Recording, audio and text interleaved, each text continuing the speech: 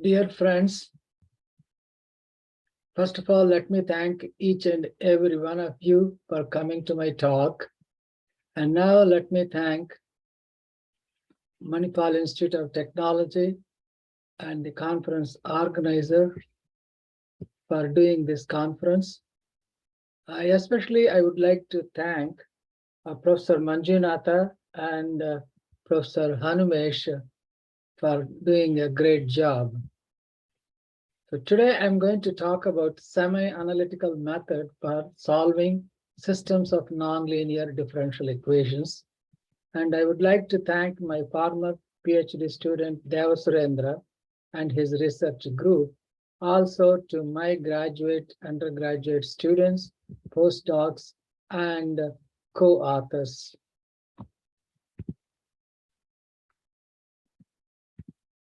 So overview. First, we will look into abstract introduction, optimal homotopy analysis method, application of optimal homotopy analysis method, and then we will look at the MDDIM, that is the method of directly defining inverse mapping for ordinary differential equations and applications to ordinary differential equations.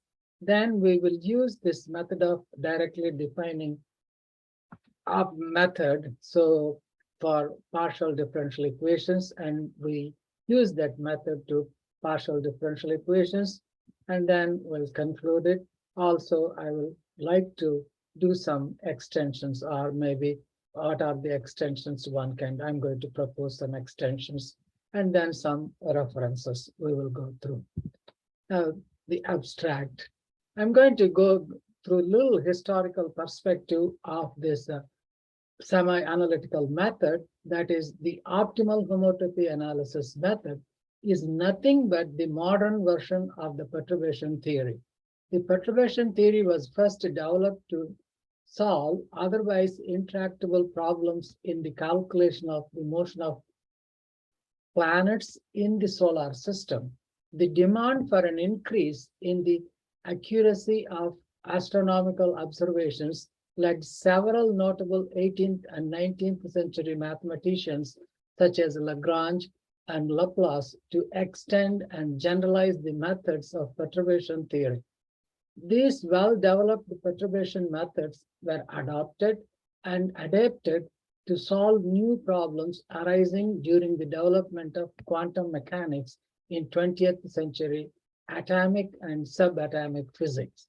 Paul Dirac developed quantum perturbation theory in 1927 to evaluate when a particle would be emitted in radioactive element. Perturbation theory in quantum mechanics is accessible as the quantum notation allows expressions to be written in compact form, thus making them easier to comprehend. This resulted in an explosion of applications ranging from the Zeeman effect to the hyperfine splitting in the hydrogen atom. In 1950s and 60s, Paco Axel Lagerstrom, Milton Van Dyck, and Ali H. Nafe further developed and used the perturbation theory to solve problems related to supersonic flow and nonlinear dynamics. Since the late 20th century, homotopy perturbation and homotopy analysis methods are widely used to obtain analytical approximations for nonlinear differential equations. If the operator of the nonlinear differential equation contains a linear part and a nonlinear part with a small parameter, then the original nonlinear problem can be transformed into an infinite number of linear subproblems. Here, inverse of the linear operator should be calculated to find unknown functions. To overcome this obstacle, in 2016, Liao introduced the method of directly defining inverse mapping to solve a nonlinear ordinary differential equation with the freedom of choosing the inverse linear mapping directly. instead of calculating the inverse of an operator. Recently, myself and my research group extended the method of directly defining the inverse mapping to systems of nonlinear ordinary differential equations. Also, we extended further this novel method to nonlinear partial differential equations and to systems of nonlinear partial differential equations. The results we obtained agree very well with the results available in the literature obtained by several numerical methods. Also, with the method of directly defining inverse mapping, we can save computational time. Furthermore, this novel method can be used to analyze complicated models arising in science and engineering applications. So now I'm going to look at the introduction part of it. That is, here we suppose say we would like to solve a nonlinear differential equation, which everybody sees in the perturbation theory class or even in upper division undergraduate class. Suppose say we would like to solve x double prime plus x is equal to negative epsilon x prime to 3. That is, so there is a nonlinear term sitting on the right side, which is x prime to the 3. So there is a cubic nonlinearity in here. But fortunately, we have a small parameter, epsilon, which is strictly less than 1. And this is an initial value problem. So second order DE with a nonlinear term, and we have initial conditions, one on x at 0, another one at x prime at 0, derivative of x prime. So the perturbation theory works. That's the regular perturbation I'm talking about, because we usually what we do, we expand x in terms of epsilon, that is x sub 0 of t plus epsilon x sub 1 of t plus epsilon squared x sub 2 of t plus dot, dot, dot, like a Taylor series expansion there we use. And then we will have a system of ordinary and linear differential equations instead of nonlinear problem over there, which can be solved iteratively. So some people call this also iterative method or perturbation technique.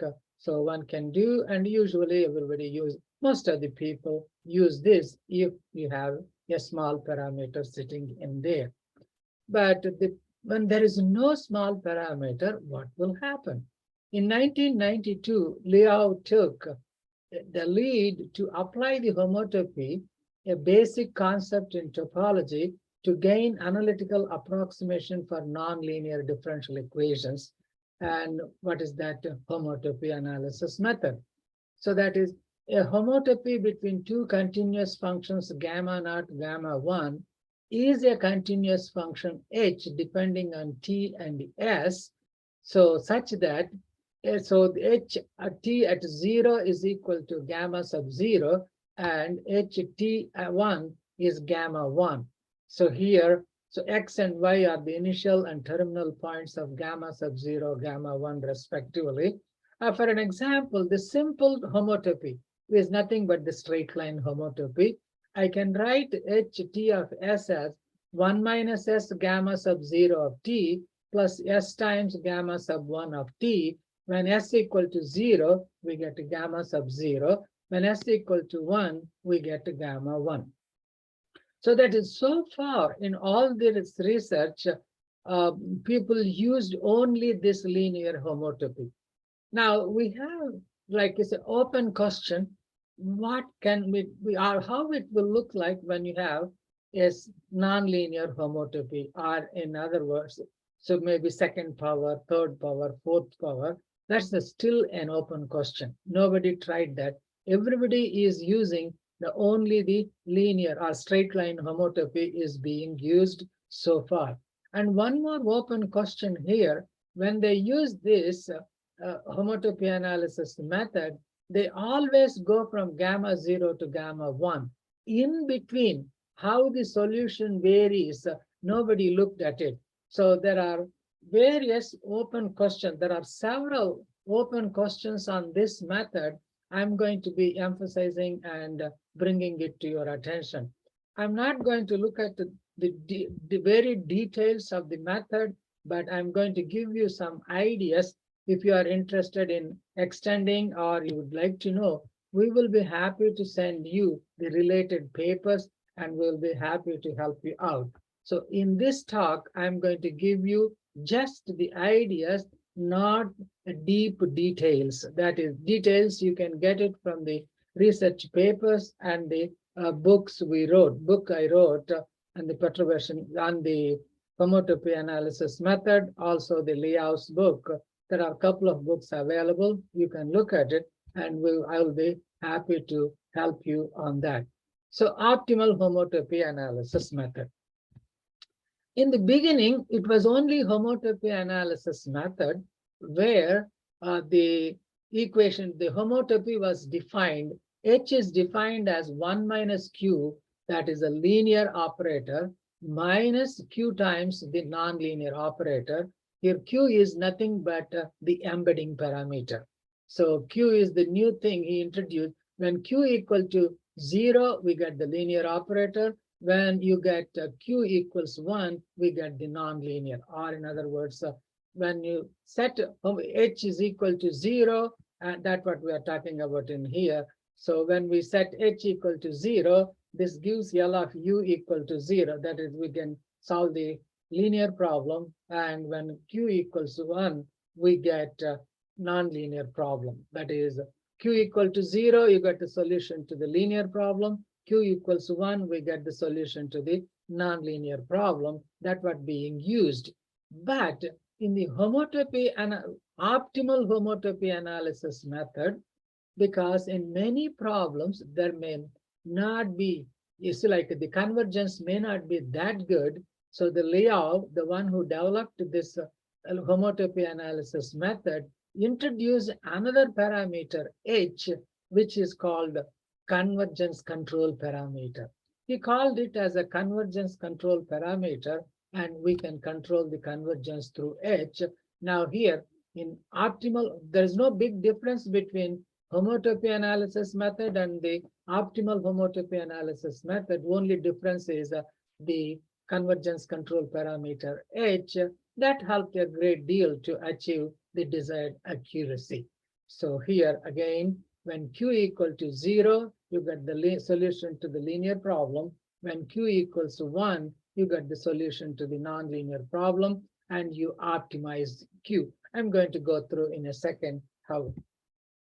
Then here, as in the perturbation technique, you are going to write the solution or expand the function, unknown function in terms of the Taylor series.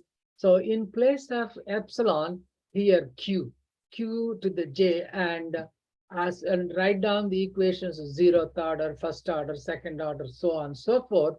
And just in the regular perturbation theory, you solve those equations.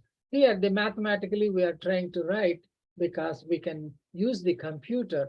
So Liao wrote the software first in the Mathematica, and then also he did it in I think in his website, he posted the program for some simple problems, but I heard that, so it's free to download. If anybody is interested, you can download from his website, which is for free. And here, linear problem, nonlinear problem, you don't need to worry too much about it. This goes along, called the deformation equation, goes along with the regular perturbation technique, but to apply, put it into the computer. So we are using technically writing this in the mathematical equations there.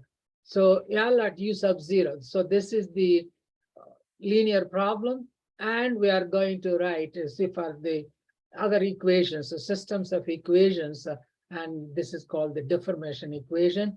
And as you don't need to worry too much about it, when you are going to work on your problem, you can go through and adapt to this. But the main idea is coming from just as in the perturbation technique. And now we are coming back to, so once you solved the linear system of linear problems, then you are going to have u sub 0, u sub 1, u sub 2, dot, dot, dot, as many as you can. Then we are going to call this u hat, or u crown is nothing but as many. Here we have n terms in equation 12. So we have, suppose, say, you go to n terms of approximation, we can do. And some people, you may get the desired accuracy with the 3-4 terms, depending on the problem. But I have seen someone using even 120 terms in some of the problems. But that is not possible if we like to do it with the free hand. So whereas with the computers nowadays, we can do that. That is the beauty of this method. We can use the computer and we can get as many terms as you want. So the error analysis. In the error analysis, what we do, we have two different types of, one with through integral. If the integration is going to be hard, you can also use the summation. So one is we are going to do square residual errors. Why you are using square residual errors? If you don't use square residual errors, sometimes it may appear to be your error may be 0, but maybe not, because some terms with the positive sign, some terms with the negative term may cancel out, and that may not be really true. So that's why we go for a square residual error as usual, and then we compute that. So this error is going to be a function of h. That's why we call it a convergence control parameter, and we are going to minimize that. So you're going to take the minimum value. If it is going to be a parabola, so we take the lowest point of the curve for h value, and then you can use in the solution process, replace your h in the solution, and then obtain the graphs. So that's what we usually do. And as in any application, when you solve a differential equation, if it is a fluid mechanics problem, if it is related to fluid flow, we write down graph, the velocity, and also the skin friction. Those are the things we do. Depending on the problem, we will do it. If you have a flow and heat transfer, then you are going to look into both the skin friction and the Nusselt number, that is graphs for velocity as well as the temperature fields. So you are going to do that. That's what it is. In the application of, so here what we did, so because Liao did for a single non-homogeneous problem, we thought maybe it's a good idea to use for systems. In most cases, we get the systems, that is see, in fluid mechanics, you will be solving Navier-Stokes equations in one form or the other.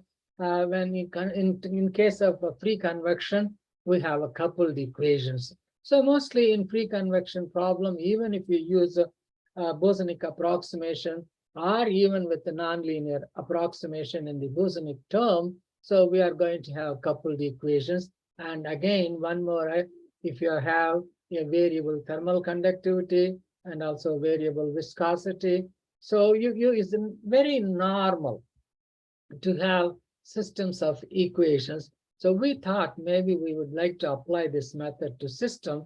And then we took out this problem, which describes it's a mixed convection boundary layer flow of a viscous incompressible fluid over a continuously stretching sheet with variable thickness subject to transverse magnetic field. And this is, you have the F is 3, it's like a third order. First one is the equation 15 is a third order, and equation 16 here, the energy equation, is a second order equation, and they are coupled. The system coupled and nonlinear.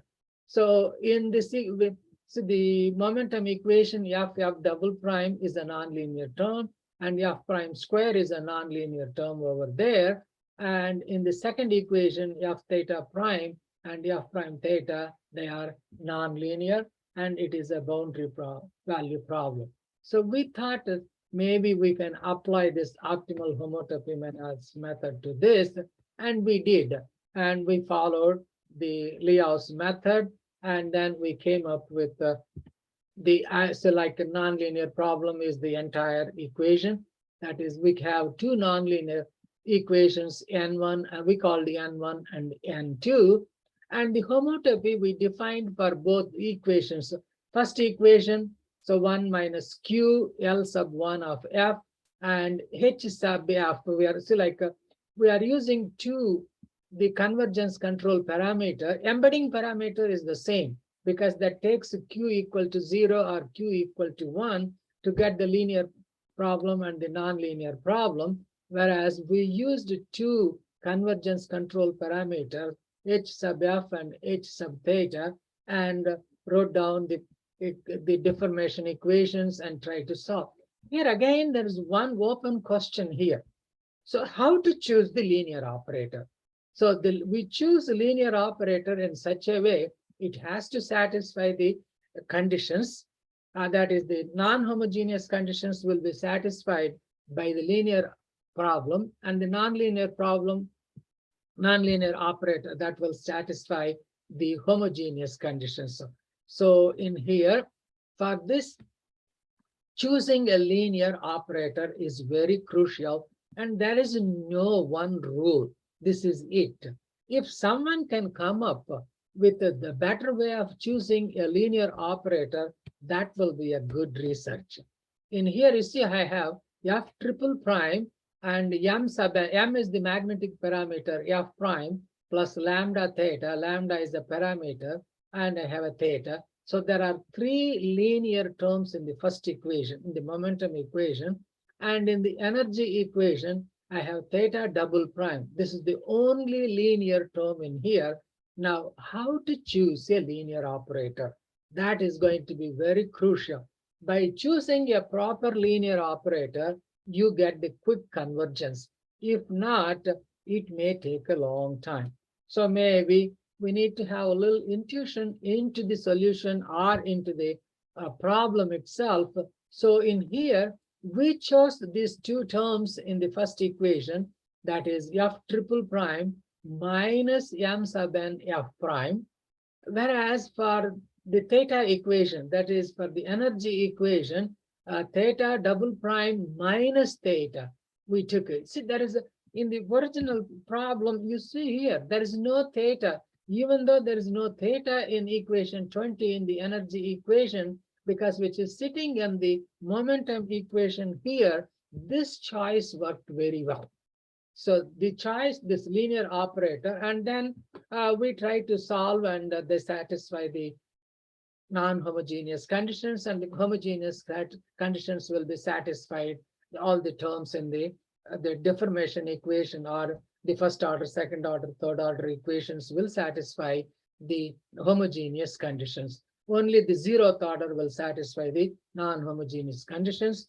And we go ahead and we obtain, and all this here, the information related to writing the linear operator and the nonlinear operator and the deformation equations.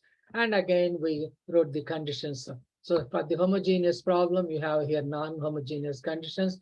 For the higher order deformation equations, we have here the homogeneous conditions. By using that, we solve the system of linear differential equations, and we came up with F crown and theta crown.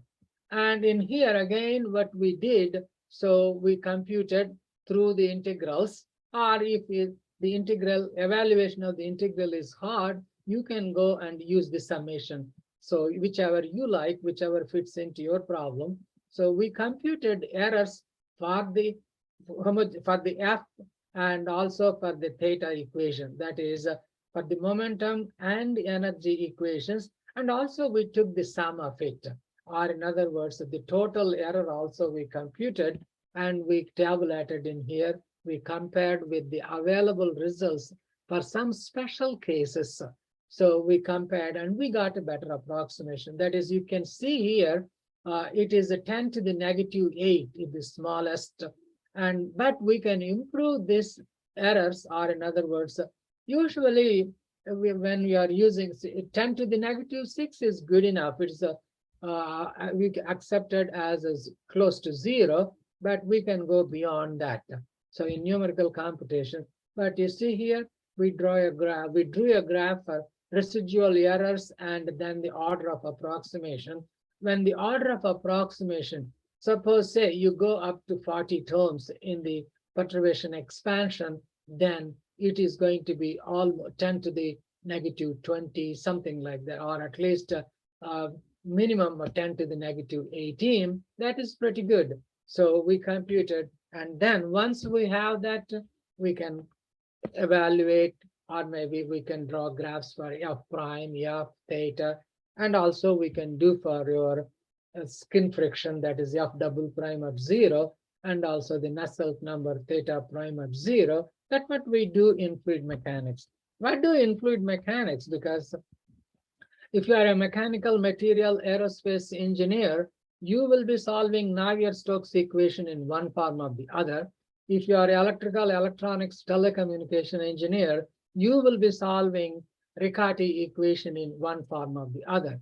These equations are highly nonlinear, and nobody could solve until now. They are there sitting for more than 150 years.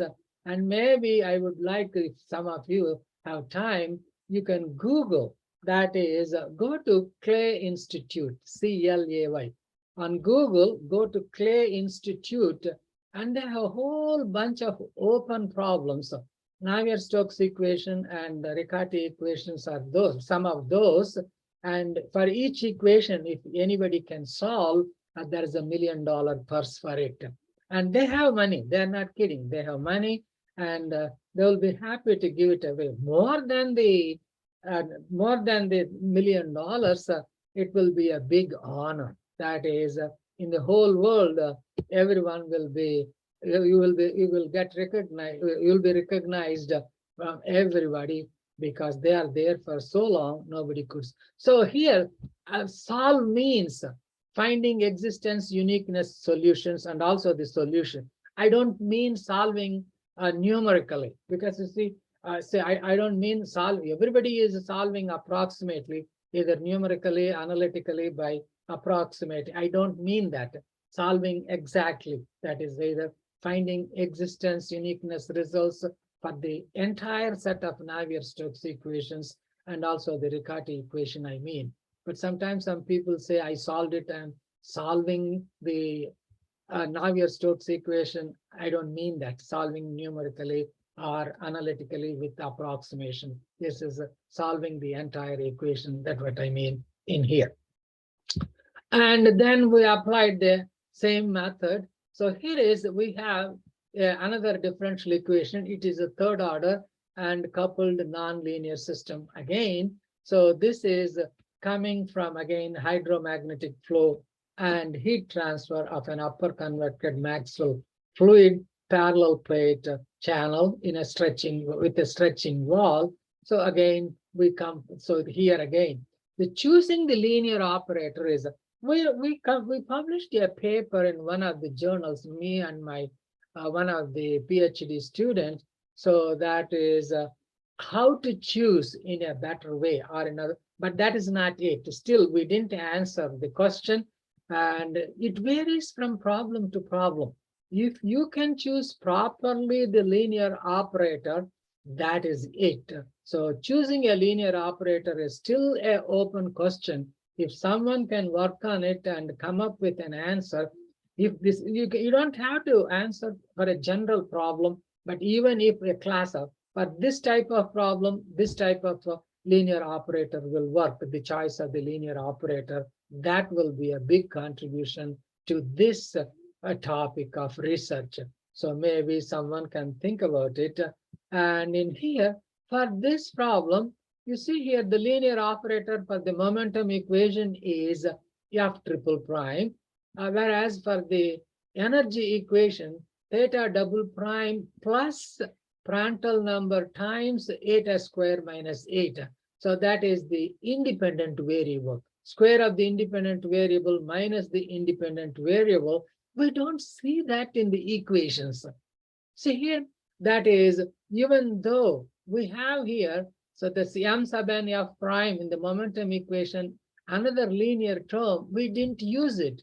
For this choice, we got a better convergence, so we quit with that, because sometimes we are looking for the better convergence, and the method goes along the same. Once you choose your linear operator, then everything is going to be straightforward. You are writing the deformation equation, changing the system. You are going to change the system to a system of linear equations there, and then you go ahead and find out as many terms as you want, because you are using the computer here, so it's not a problem, and you can go to any number of terms. As I told you earlier, somebody went for more than 120 terms.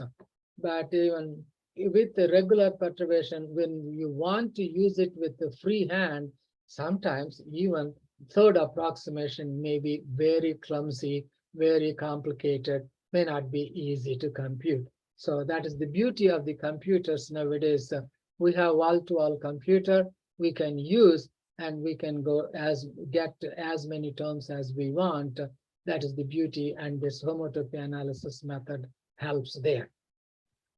Now, so we did more than 2 problems in here, but still I chose those 2 problems and I showed you over there.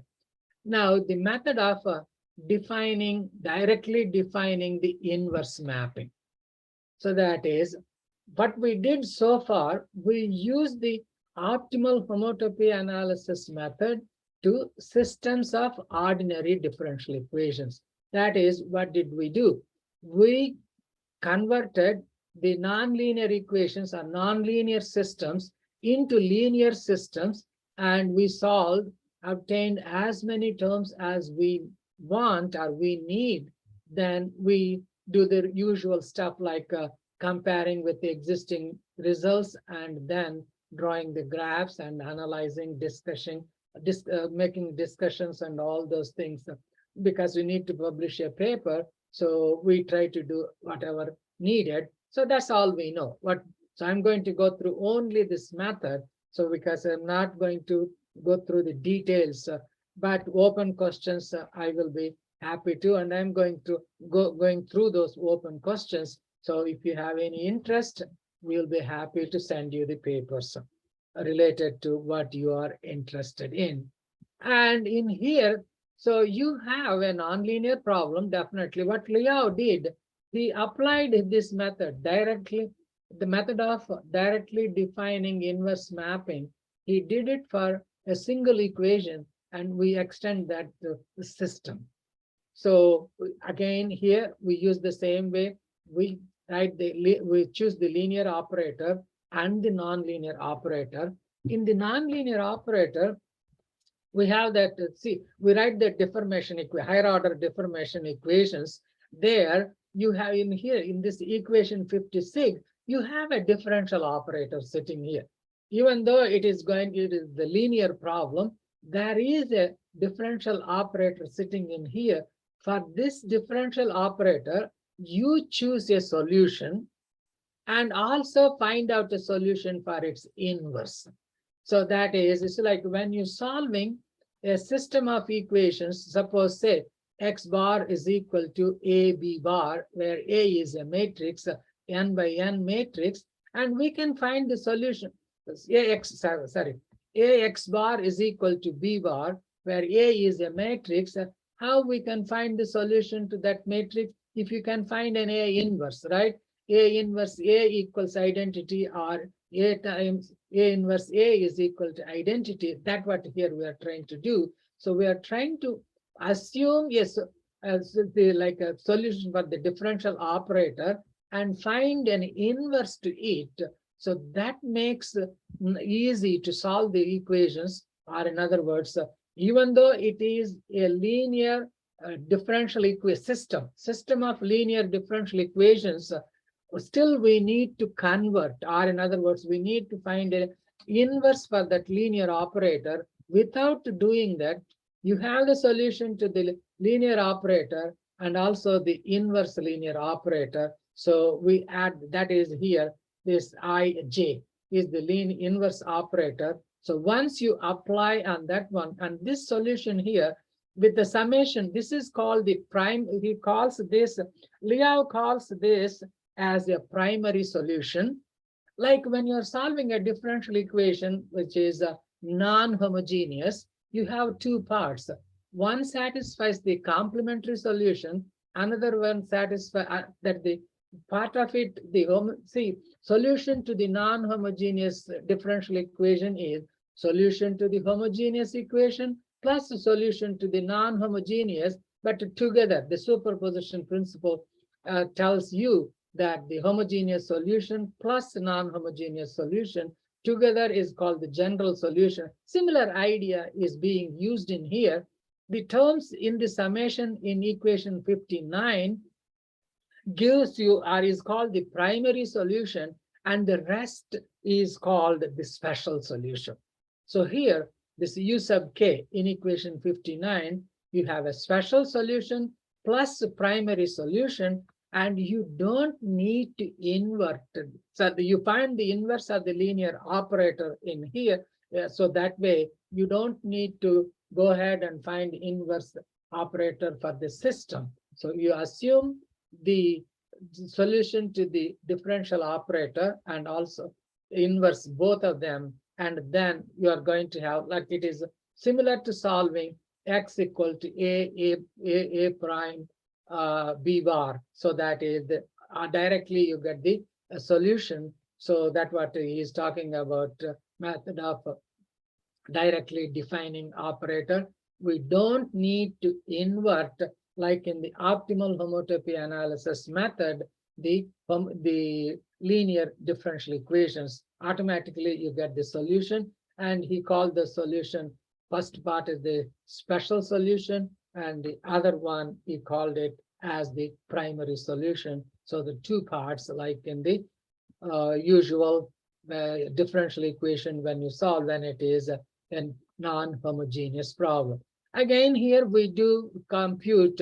You go ahead and compute your solution with as many terms as you want. Here you have n number of solutions, and then use either integral or the summation sign to find the square residual errors, and you minimize your h. So that is the method he used, and we are going to apply to our systems of differential equations, and it is coupled. And we took this equation, you see, like here again, this is coming from fluid flow heat transfer, and we applied this, and so this is, we published this in numerical algorithms with my two PhD students. One is Matt Baxter, another one is Dev Surendra. Dev Surendra is in Sri Lanka now, he's a faculty, and Matt Baxter, he works for federal government here in Washington, DC. So method of directly mapping for solutions of coupled differential equations in here. And we follow the method I just explained. And we have the two nonlinear operators. We called it N1, N2. And then we are using only the straight line homotopy. So as I told you earlier, everyone is using the straight line homotopy. Still, it is an open question to use other than the straight line homotopy. And again, here, convergence control parameters. So we have two operators here, but H1, H2 are the two homotopies, but still you can have C sub 0, C sub 1 as your convergence control parameters. But in the most cases we took only one, C naught. We called it a C naught, but you can use two. So even with one, you can get good approximations that what. And in here, this is same as like in the optimal homotopy analysis. You go ahead and compute, so expand F in terms of the perturbation technique, and theta in terms of perturbation technique, and find out the systems of linear equations. The only thing in here, instead of solving the linear system of differential equations, you are going to solve the system of linear algebraic equation. They are not anymore the linear differential equations, but they are algebraic equations. That's what it. So here is so you have the which is called the deformation equation in here, and we are going to choose a solution for the linear operator and also the inverse operator. Depending on that, the inverse.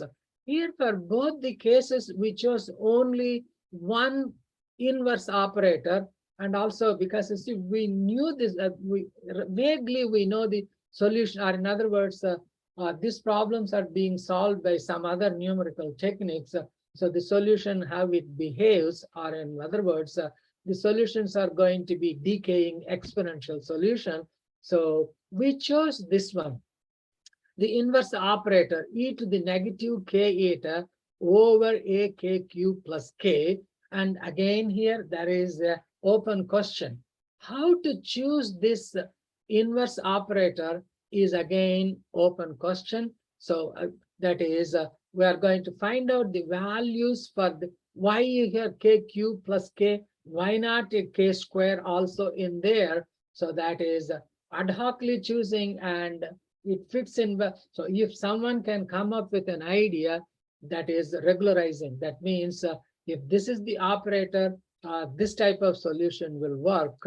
So that will be a monumental research in for this area. So that is an open question still. And for our purpose, this worked. And we go ahead and get some F naught, F1, F2, dot, dot, dot. And the same way we get a theta naught, theta 1, theta 2. So as many terms as you want, because we have computers, we can go and get as many terms as you want. And you find out your square residual errors. As I told you, we used only C naught as the convergence control parameter, but you can have a C naught, C1, because you have two operators. That means one for C naught, one for another. You can use, but we did not. So this error is going to depend on C naught and A, because A is coming from this operator, inverse operator. So A and so we need to find out what that is. And C naught is the control convergence parameter, because in both the equations we used C naught. Even though I wrote C1, we can have C1, but we used only C naught. It worked out. And then what we do, we go ahead and get some plots. That is, we need to minimize the error. For what values of A and C naught, we can get the minimum error. For that, we drew some graphs and we chose C naught and A values. So that way, we get a better approximation for our F and theta, or F prime and theta. Then we did that. So we have a graphs for F and theta. We compared with already existing solutions for some special cases and agreed very well. So that is for that problem. And in the next problem in here, we considered a fourth order system. So the momentum equation has a fourth order derivative, and the energy equation, as usual, second order. And we tried to compute this, and this we published in Applied Math and Computation. And so it's used the same method, exactly the same method. That is, instead of solving a homogeneous linear differential, instead of solving a system of linear differential equations, we solved the system of linear algebraic equations. That's what we did in here. And then as a regular, again, we used the same C naught as the convergence control parameter, one control parameter. And in here, you see here again, our inverse operator, this worked very well. The exponential decay solution, and then we have a k cube plus k sitting in the denominator. And as usual, you go ahead and compute. We called here the delta over here. So C naught and delta, depending on delta, we choose that C naught and delta for which the error is the minimum. And we use that to compute F prime and then theta prime, also F double prime at 0. We computed and we drew some graphs in here. So that's what usually we do.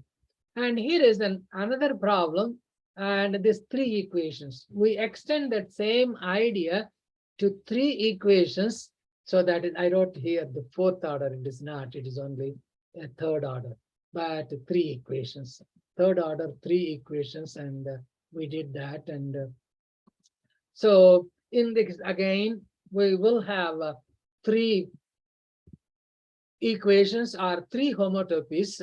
Then three homotopies we wrote, and we can have a C0, C1, C3. Again here, even though we have three convergence control parameters, we took as only one. C0 will work. C0 worked well for us.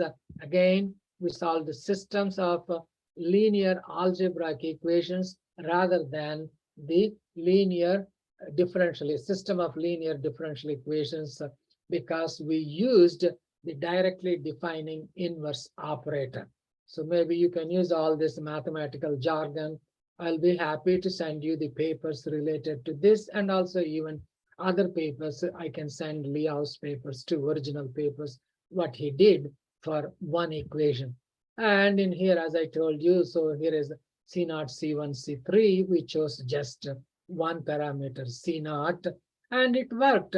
Again, even in this case, because the solution, it is 0 to infinity. See, the condition going from 0 to infinity, we need to have exponential decay. Otherwise, it's not going to satisfy the initial conditions that what we did. But definitely, if you have a base for the solution, and if you have a trigonometric functions and algebraic functions, then it may be a little hard. Or in other words, even if you have your interval of interest 0 to 1, the finite domain for the problem, so you need to come up with a proper the inverse operator or the solution to the linear operator. So you need to come up with that. So that is going to be crucial, because all our problems here are going from 0 to infinity, the domain. So the exponential decay worked. We did publish one paper with one of the PhD students, and he was there for 4 years in Oxford University, England. He did research and also he taught, and now he's working at New Zealand. So he's very active, productive, and he is publishing high-powered papers in top-class journals like Proceedings of Royal Society of London, Journal of Fluid Mechanics, Physics of Fluids, and so he is very active and productive. And so here this worked. And again, so this is all usual stuff. And once you can do for one problem, you can do for a whole bunch. And we have here three parameters to minimize. So I have A, C0, and delta. And we use the similar ideas over there. And we came up with the approximations, and or in other words, we minimized errors. And we chose those values for A, delta, and C0.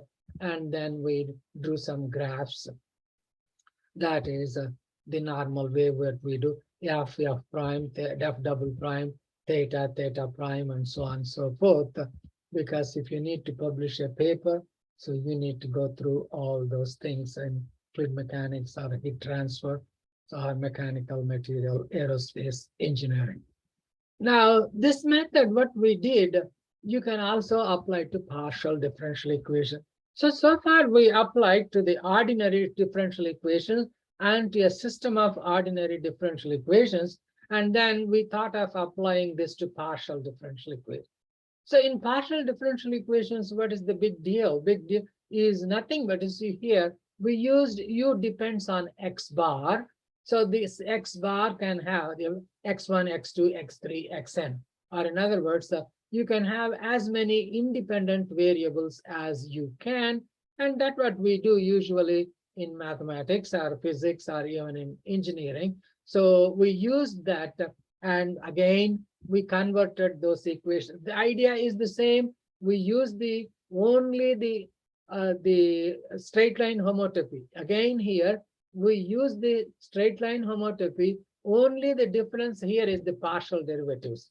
That is, and we used X variable and the time variable T, and we try to applied the same information. The only difference is here we have the partial derivatives, and then converted the linear system of linear differential equations to system of linear algebraic equations, and we solve. Again, here we have two parts, that is the primary solution and the special solution. We use the same idea. And again, I don't want to go through all the details in here. So, but definitely, as I told you earlier, happy to send you the papers related to this. And like in the optimal homotopy analysis method, we go ahead and we minimize the error through that C0. So here, even if you have one control convergence parameter is good enough, even though you have more than one nonlinear operator here, or more than one linear operator here in these problems, we can. So, and we applied this to the simple problem that is you have, so you depending on t and x, so there is a nonlinear term here and there is a nonlinear term here, and we solved this by using this directly defining the inverse mapping. And you see here all the mathematical jargons here, all the spaces, and you can look at it carefully when I will be happy to send it. So here there is a typo. We go ahead and write down the operator in the operator notation, that is so deformation equation. This L should be this I or J. So that is the operator in here. So there is a typo. That's why I highlighted. For this partial differential equations, the algebraic solution, or in other words, t to the k plus 1 worked.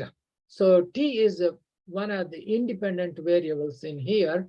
So this type of solution worked. This is the inverse operator, and it worked. There is no, so this worked. And again, as I told you earlier, definitely this will be a good research if someone can come up for what type of problems, what type of inverse operator will work, or what type of, and also choosing the linear operator is very important for each and every problem.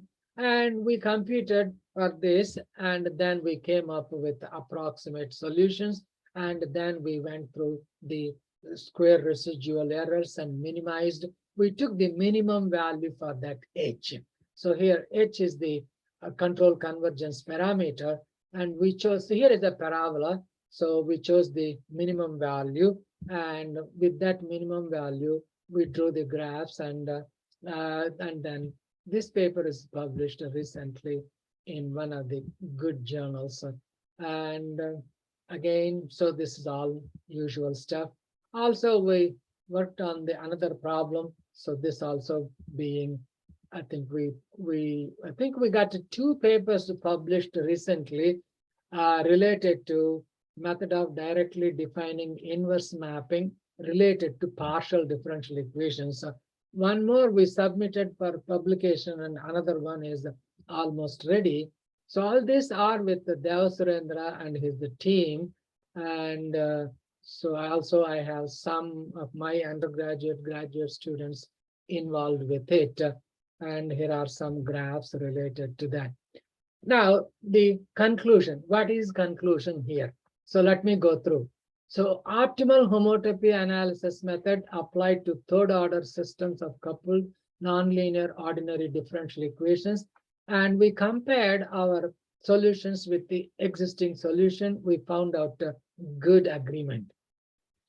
And we extended the method of directly defining inverse mapping for a single differential equations, which Liao did, to systems of coupled ODEs and PDEs.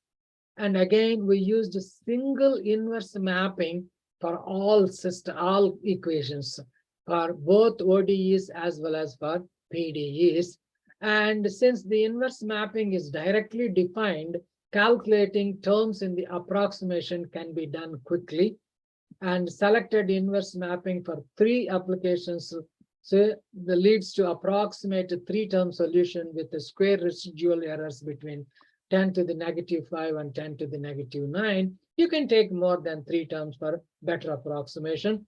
And solution curves for the last application were compared with the numerical results and found a perfect match. See, it depends on the problem and how severe the nonlinearity is, so that way you can get better approximation. If you don't get better approximation, you can go for more terms. That's what it.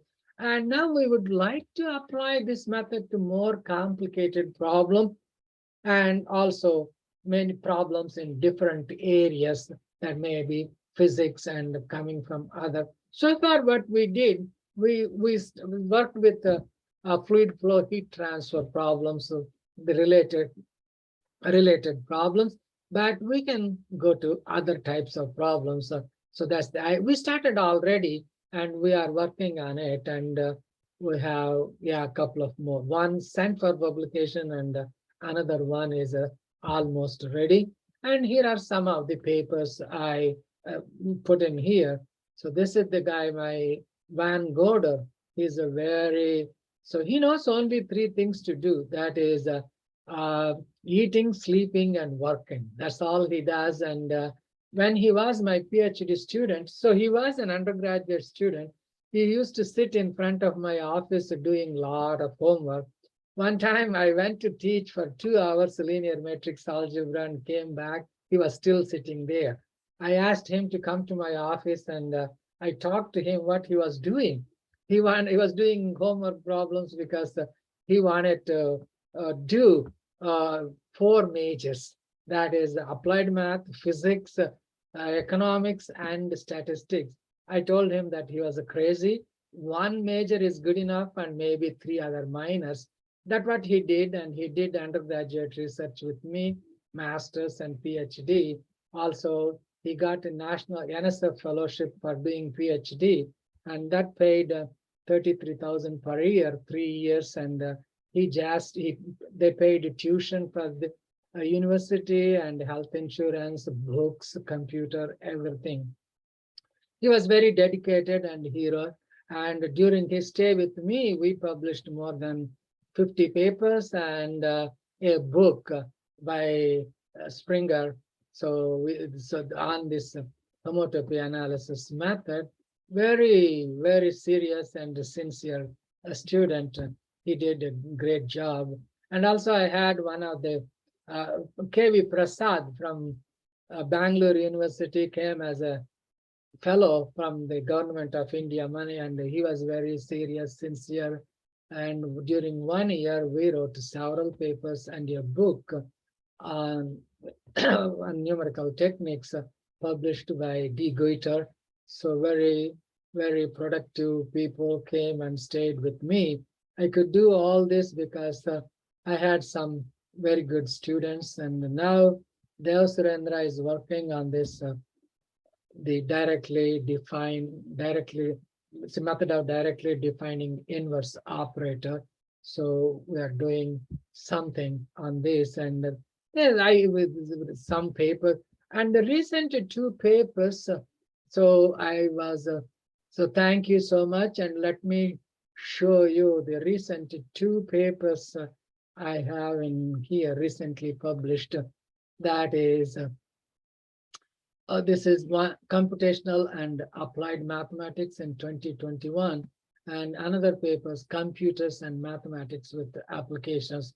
These 2 are the papers published on partial differential equations, and we published several on optimal homotopy analysis method, and also directly defining inverse mapping related to coupled ordinary differential equations. As far as PDEs are concerned, these are the only 2 papers published.